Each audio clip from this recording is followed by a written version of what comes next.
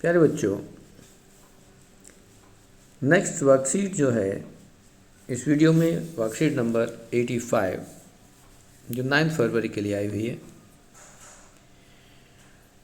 इसमें समांतर श्रेणी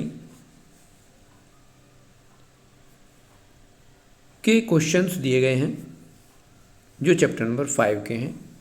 रिवीजन कोर्स के रूप में, पुनरावृत्ति के रूप में इसको हम कर रहे हैं। तो इसमें 4 क्वेश्चन दिए गए हैं। आप लोग इसको समझें और अपने काम को पूरा कर लें, क्योंकि इस टाइप के क्वेश्चन एग्जाम में जरूर आएंगे। तो सबसे पहले फर्स्ट क्वेश्चन की बात करते हैं। फर्स्ट क्वेश्चन में आपको कहा है कि अनुक्रम मतलब कोई ऐसी जो क्रम है वो दिए गए हैं, उनमें ये पूछा गया कि अनुक्रम का कौन सा पद 95 में है। अब अनुक्रम में हमें पहला पद क्या दे रखा है वो देखना है। पहला पद जो हमें दे रखा है वो है -1। अब -1 यदि हमारे पास पहला पद है तो हम इसको लिख सकते हैं a बराबर है -1। तो d क्या होगा? 3 -1, जिसको तुम लिख सकते हो 3 + 1 = 4। d का मान आ गया 4, कॉमन डिफरेंस, सारवंतर। और हमें an दिया हुआ है 95। हम जानते हैं कि हमारे पास जो फॉर्मूला है nवें पद का वो an = a + n - 1 × d है। यदि an को हम 95 में रख दें, a को -1 रख दें, हमें पूछा रहा है कौन सा पद है, तो n का मान हमें निकालना है और d का मान हमारे पास है 4।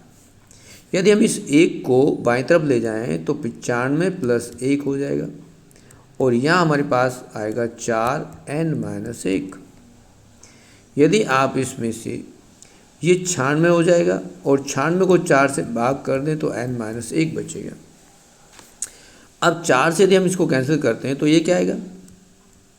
16 आ जाएगा। अब ये आया 16 = n - 1, तो n का मान क्या होगा? 16 + 1 = 17। तो ये आपका 17वां पद था जो 95 में हुआ। पहले क्वेश्चन का आंसर 17 है और इसमें बताना है कि 17वां पद जो है वो 95 में है।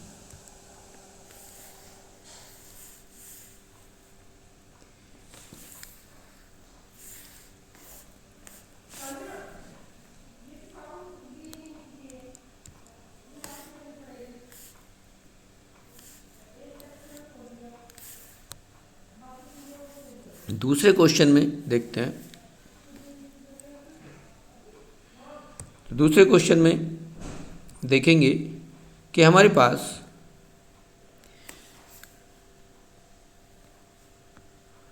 कहा है कि ज्ञात कीजिए कि क्या 184 अनुक्रम 3, 7, 11 का एक पद है। तो हम यहाँ देखेंगे कि इसमें जो हमारे पास क्रम दिया गया है उसमें ढूंढना है क्या ये कभी इस क्रम में आएगा। तो हमें मानना पड़ेगा कि ये हमारा an है। तो an जो होगा वो 184 हो गया, a हमारे पास 3 हो गया और d निकालेंगे तो 7 - 3 ये भी 4 हो जाएगा। अब an का फॉर्मूला हमारे पास वही है जो पहले हमने प्रयोग किया, उसी को प्रयोग करेंगे।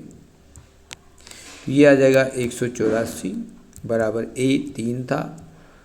n हमें देखना है कि n वो, यहाँ एक विशेष बात ये देखना है कि n का मान क्या होगा। n यदि पूर्ण संख्या हुई तो ये इसका पद होगा और यदि n पूर्ण संख्या नहीं हुई तो ये इसका पद नहीं होगा। अब 184 में से 3 को घटा दें और यहाँ देखेंगे कि n - 1 × 4 है तो ये 181 आएगा। 181 को क्या आप 4 से भाग कर सकते हो? नहीं कर सकते। तो n हमारा पूर्ण संख्या नहीं आएगा और जब पूर्ण संख्या नहीं आएगा तो कहेंगे 184 अनुक्रम का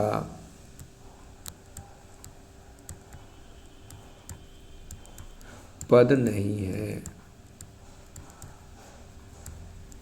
यहाँ ये ध्यान रखना है कि ये n की संख्या पूर्ण संख्या है कि नहीं है। यदि पूर्ण संख्या नहीं है तो ये इसका पद नहीं होगा। अब आप देखेंगे क्वेश्चन नंबर 3। क्वेश्चन नंबर 3 को देखेंगे तो उसमें लिखा है AP समांतर श्रेणी 19, 13, 17, 21, 25 के 12वें, 14वें, nवें पद ज्ञात करो। तो सबसे पहले आपको क्या चाहिए, सबसे पहले जो हमारे पास है वो A हमें लिखना है, वो 9 है। D क्या है, वो 13 में से यदि 9 को घटाएंगे तो आपके पास क्या आएगा, 4 आएगा यहाँ। अब हमें क्या क्या पता करना है, 12वां पद, 24वां पद और nवां पद। तो यहाँ सबसे पहले हम nवां पद ज्ञात कर लेते हैं। nवां पद में फॉर्मूला होगा an a plus n minus 1 into D. अब इसके लिए a क्या है, 9, n हमें मालूम नहीं और d हमारे पास 4 है। तो इसको यदि ब्रैकेट ओपन करेंगे तो 9 प्लस 4n माइनस 4 और ये लिखेंगे 4n प्लस 5। अब हमें 12वां पद चाहिए तो n को यहाँ 12 रख दो, a 12, तो 4 गुना 12 प्लस 5 हो जाएगा। तो 12 चौक 48 प्लस 5 करेंगे तो क्या आएगा, 53 आ जाएगा। यदि 24वां पद निकालना है तो ये 24 कर देंगे, तो 4 गुना 24 प्लस 5 कर देंगे। 24 को 4 से गुना करेंगे तो 2496 होगा, प्लस 5 कर देंगे तो ये आपका 101 आ जाएगा। तो एक आंसर आपका आया 53 और एक आया 101। इस तरह से ये आंसर हो जाएंगे। nवां पद हम पहले निकाल चुके हैं, 4n प्लस 5 हो जाएगा। अब क्वेश्चन नंबर 4 पे चलते हैं। तो क्वेश्चन नंबर 4 में आपको कहा है कि यदि किसी समांतर श्रेणी का nवां 8वां पद 31 है और 15वां पद 11वें पद से 16 अधिक है तो समांतर श्रेणी ज्ञात कीजिए। तो सबसे पहले हम देखेंगे कि 8वां पद मतलब A8 आपको दे रखा है 31। इसका मतलब क्या हुआ, सूत्र के अनुसार देखेंगे, जो हमारे पास सूत्र है वो है an equal to a plus n minus 1 into D. तो यहाँ A8 के लिए क्या लिखेंगे, हमें a प्लस n, 8 है, n तो 8 माइनस 1 7 हो जाएगा, तो 7d बराबर 31 लिखेंगे। ये एक समीकरण आ जाएगी। दूसरे में कहा है कि 15वें पद और 11वें पद में अंतर जो है 16 का है, तो लिखेंगे a15 माइनस a11 बराबर 16। ये एक संबंध दिया हुआ है। तो a15 को क्या लिखेंगे, a प्लस 14d लिख देंगे, माइनस यहाँ a11 को लिखेंगे a प्लस 10d बराबर 16। यदि हम यहाँ से ब्रैकेट ओपन करते हैं a plus 14d minus a minus 10d बराबर 16, तो देखो ये a निगेटिव और a पॉजिटिव कैंसिल हो गया। 14 माइनस 10 करेंगे तो 4d आएगा बराबर 16।